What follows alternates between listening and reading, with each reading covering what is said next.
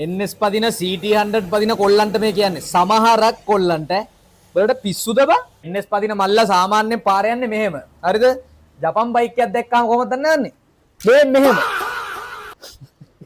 ඇත්තටම පිස්සු අබ්බන් උඹලට තියෙන්නේ උඹලා ඊළඟට ලංකාවේ අනාගතේ පරපුරක් රටක් සමාජයක් බාර ගන්න ඕන පරපුරක් ඕවගේ ගොන් ආතල් දීලා ගොන් වැඩ කරාට පස්සේ මොනවද බං අනික් කොල්ලෝ ඊට වඩා පොඩි කොල්ලෝ සෙට් එකක් බලන් ඉන්නවා උඹලා කිසි සේෆ්ටියක් නැහැ බාට දෙකක් පැද දාගෙන අරිනවා තියලා 100 ගන්න මහපාරේ මිනිස්සුත් ඔක්කොම ඉවරයි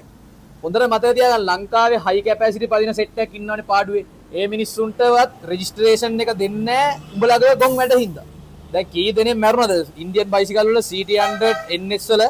ගොඩක් කොල්ලෝ රේස් පදින්න ගිහිල්ලා උඹලාට අමුතු කුලප්පුවන්නේ බන් තියෙන්නේ මේ NS කාරේට CT100 කාරේට ජපන් පදින AX1 කාරේක්ව හොනට් එකක් පදින කොල්ලෙක්ව පෙන්වන්න බෑ දැක්කොත් එහෙම සමහරව මග රැකගෙන ඉඳලා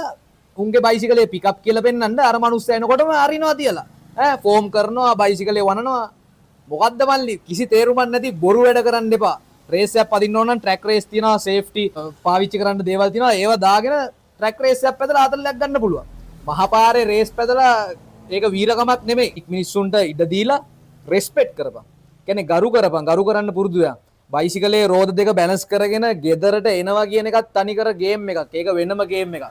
බයිසිකලේ රෝද දෙක බැලන්ස් කරන් කොහේ හරි ගමනක් ගිහලා පරිස්සමට ඔයා ගෙදර එනවා කියන එකත් මාර ගේම් එකක් ඒක ඔයාලම තමයි බයිසිකලේ සෑහෙන්න නම විනාශ කරගන්නේ අපරාධේ හොඳ බයිසිකල්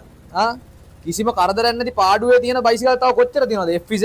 කාගෙන්වත් කිසි කතාවක් අහපු නැති බයිසිකල් జాතිය ඉන්දියන් බයිසිකල් වලින් FZ කියන්නේ ඉතින් එහෙම තියාගෙන ඉන්න පුළුවන් නම් ඇයි බං උඹලට බැරි පොඩ්ඩක් පිළිවෙලකට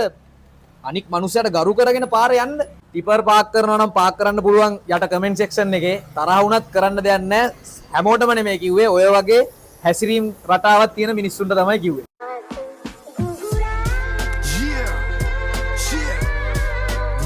Yavi